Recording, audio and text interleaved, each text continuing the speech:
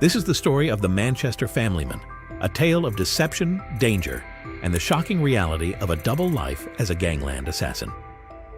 But before we dive in, don't forget to hit that subscribe button and click the bell icon so you never miss an update on our latest investigations. So let's get started with Mark Fellows, known as the Iceman.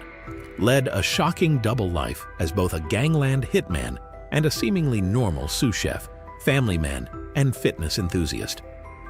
On a warm July day in Salford, Fellows attempted to assassinate a man known as Mr. Big, driven not by personal vendetta, but by cold, hard cash. Fellows' cold, calculating nature earned him his chilling nickname, and despite his outwardly normal life, he managed to commit 2 high-profile gangland murders. However, a small mistake led to his arrest at the airport, placing him among the rare individuals in the UK to receive a whole life term. Fellows' passion for health and fitness ironically contributed to his downfall. Despite his violent criminal activities, he was an avid runner and worked as a sous chef, maintaining a semblance of normalcy. Detectives noted his obsessive-compulsive traits and autism spectrum diagnosis, which contributed to his methodical approach to crime. His interest in GPS exercise gadgets ultimately led to his capture, ending his double life and exposing his true identity as a ruthless hitman. Mark Fellows came onto the police radar after executing high-profile gangland assassinations that shocked Salford's criminal underworld. He targeted 2 prominent figures, Paul Massey, known as Mr. Big, and John Kinsella, a significant gang enforcer. These hits were part of an ongoing brutal gang war between rival factions. Massey had been a dominant figure in Manchester's underworld for decades, and Kinsella was well known in the crime world. Fellows' precise planning included wearing noticeable disguises, such as a high-vis vest and combat gear, which made him conspicuous. Witnesses reported his suspicious appearance and actions to the police, eventually leading to his capture. The police investigation revealed Fellows' cold and calculated nature. He had emptied 18 rounds into his targets and ensured he confirmed his hits. Despite his meticulous planning, Fellows failed to consider how noticeable a cyclist in commando gear and a high-vis vest would be while brandishing a weapon. His violent acts and distinctive modus operandi drew significant attention. During a search of his house, the police found £10,000, believed to be part of the payment for Massey's assassination. Fellows' arrest and subsequent whole-life term sentence highlighted his double life as both a feared hitman and a seemingly normal family man and fitness enthusiast. His involvement in these brutal killings not only exposed his true identity, but also underscored the chaos and violence within the gangland world, leading to an international manhunt for those responsible and a ripple effect of further gangland violence. Despite his reputation as a cold and calculated hitman, Mark Fellows, known as the Iceman, did not escape the cycle of gangland revenge. Given Paul Massey's stature in the underworld, retaliation was inevitable. Just 3 weeks after eliminating Massey, Fellows himself became a target. While cycling in Salford from his girlfriend's place to his grandmother's house, Fellows was ambushed. The attack was a narrow escape. He managed to get through his grandmother's front door just in time, though a bullet narrowly missed his grandmother's head as she watched TV in the living room. Fellows remained remarkably unaffected by the threat, even joking with a policeman that it could have been like Paul, referring to Massey, whom he had killed. This nonchalance highlighted his chilling detachment from the violence surrounding him.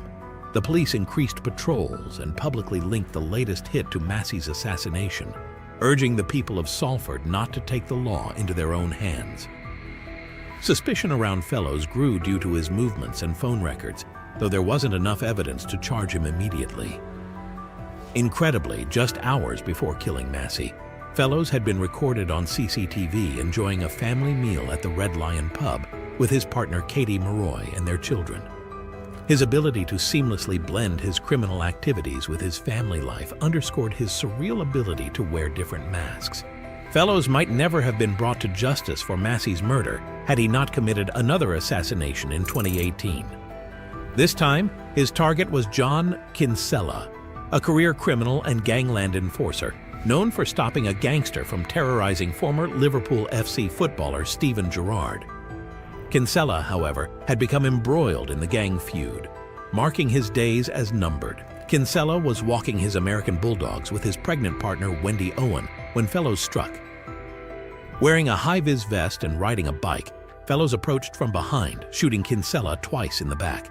Kinsella fell immediately, and Fellows then shot him twice more in the head at point-blank range. John Kinsella was no ordinary target, a feared gangland fixer, convicted armed robber, and one-time international fugitive. Kinsella was also an 18-stone martial arts enthusiast. However, Fellows was no ordinary hitman. His reputation for executing eliminations with clinical efficiency preceded him. The police found £10,000 under Fellows' kitchen sink during a search of his home, believed to be payment for Massey's assassination. Fellows' criminal activities extended beyond the UK with convictions in Holland, where he had fled to avoid a robbery sentence in the 2000s. Kinsella became a target during the feud between the A-Team and the anti-A-Team, with Fellows once again called upon for his services.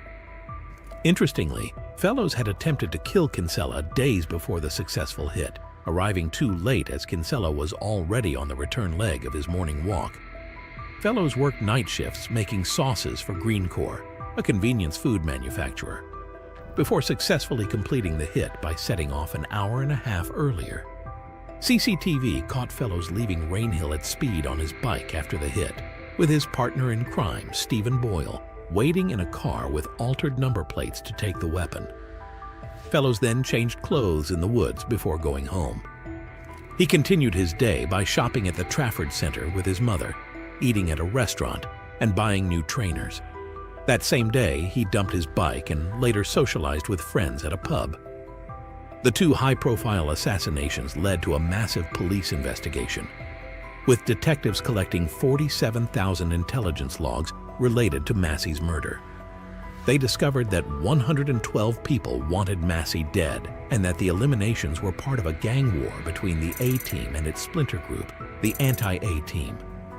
Massey and Kinsella were linked to the A-Team, led by Stephen Britton, while the splinter group was run by Michael Carroll. Fellows became a suspect in Massey's murder due to the movements tracked by his phone and surveillance cameras. However, it was his involvement in Kinsella's murder that sealed his fate. A crucial piece of evidence came from Fellows' Garmin Forerunner 10 GPS watch, which showed him running reconnaissance missions around Massey's home for 2 months before the assassination. This data provided damning evidence, confirming Fellows' presence near the crime scenes. Further investigation revealed CCTV footage, cell site evidence, and vehicle number plate recognition data showing Fellows' car driving past Massey's house at least twice a day in the week before the murder. This evidence pointed directly at Fellows for an elimination that had previously been untraceable. Knowing Fellows must have had help, police investigated and found evidence leading to his boyhood friend Stephen Boyle. CCTV footage showed the pair leaving their homes simultaneously on the day of the hit. While Fellows remained silent, Boyle spoke to the police, claiming he knew more than he should but feared for his family's safety if he said anything. Boyle provided an alibi involving drink, narcotics, and a trip to McDonald's, but the police didn't believe him. Boyle eventually turned on Fellows, telling jurors that Fellows handed him the execution weapon moments after the attack. This betrayal angered Fellows, who glared at Boyle and mouthed "grass" during the trial, even making a cutthroat gesture at him. This display of hostility showed Fellows' deeply ingrained criminal mindset. In 2019, Fellows was convicted of the murders of Paul Massey and John Kinsella and received a whole life term, meaning he cannot apply for parole and may die in prison. The judge remarked on the severity of his crimes, noting that few judges have dealt with a contract killer of his kind. Mark Fellows is serving his whole life term in prison, likely to spend the rest of his days behind bars. His lack of remorse and cold-blooded nature during the trial surprised many, including the judge. The severity of his crimes and his role in the violent gangland world have ensured that he will not walk free again.